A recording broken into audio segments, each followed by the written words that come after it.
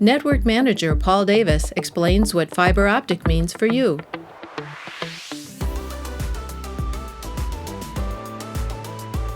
WCTA started in 1950, and over the years, 70 companies came together to form the WCTA cooperative we have today.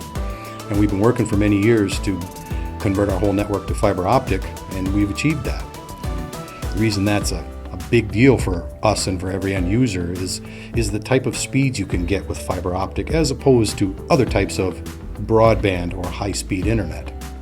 You may have heard that with fiber optics, information is sent at the speed of light, and that's literally true. Fiber optic allows you to have the same speed upload and download.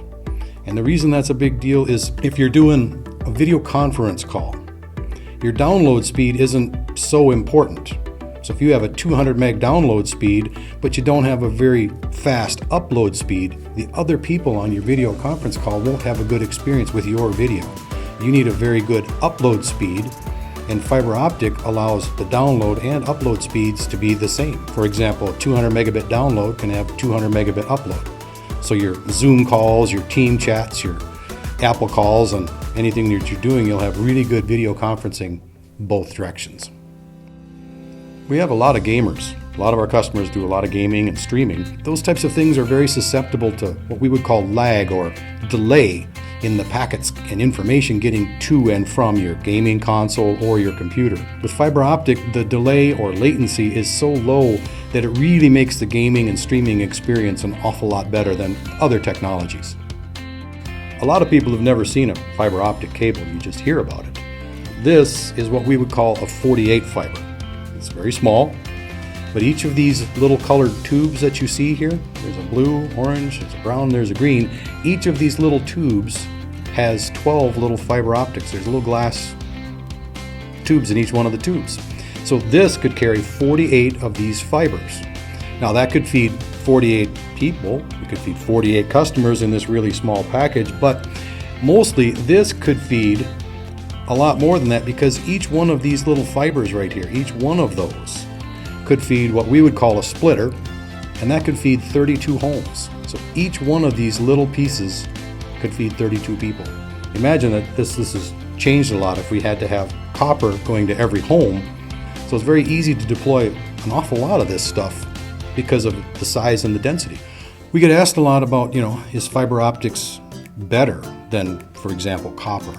And it is in so many ways, but one of the more important ways is just the physical security of it. There's no electricity running on that fiber optic cable. It's nothing but glass encased inside steel and plastic. There's no electricity of any kind, so it's not susceptible to radio waves. It's not susceptible to electrical distortions or any of the things that a copper cable might be susceptible to. And you maybe get distortion on your TV, your internet maybe browns out on a copper cable in a storm. On fiber optics, you won't have that because the fiber optic is not susceptible to those electrical interferences. The fiber is also all underground. And that's really important for reliability because if the cables are up on a pole, they're very susceptible to wind and other kinds of damages, but when we've put everything underground, all of that goes away. Everything is so much more reliable when storms and water damage and all those things just don't have any effect on an underground cable. You hear the terms internet and broadband and Wi-Fi, and what are those? Internet is the whole world connected together in one big network and is brought to your home or your business by a fiber optic cable, in our case. That's the internet. It's connecting to every other device on the planet that's connected to the same network as you are. Broadband is the mechanism of bringing that to your home or your business. In our case, it's fiber optic cable. Wi-Fi is how your device, your phone or your laptop, connects to a device in your home called a router. That router is connected via broadband to the internet. So when you open up your laptop and you connect via Wi-Fi, you're not connecting to the internet. You're connecting to your router in your home, which is connected to the internet, in our case, on a fiber optic cable. So the whole magic to how internet works is the router in the customer's home or business. And at WCTA, we have what's called a gigaspire. This is the router. It's got a lot of antennas in it, so the Wi-Fi on this thing is great. But again, Wi-Fi only connects your devices to this box. This box connects up to the internet through another cable, a fiber optic cable.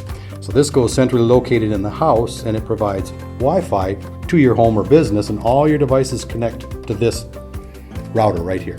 All of it has to work together in order to provide you a good connection to the internet. If it isn't fiber, it isn't broadband. Fiber optic connections are built with growth in mind. They're very future-proof. In 10 years, as your needs for speed increase, the same fiber optic that we have in the ground now will be able to support whatever technologies are out in 10 years. We won't have to replace the fiber in the ground to be able to carry that bandwidth. As compared to other technologies, fiber optics has you covered.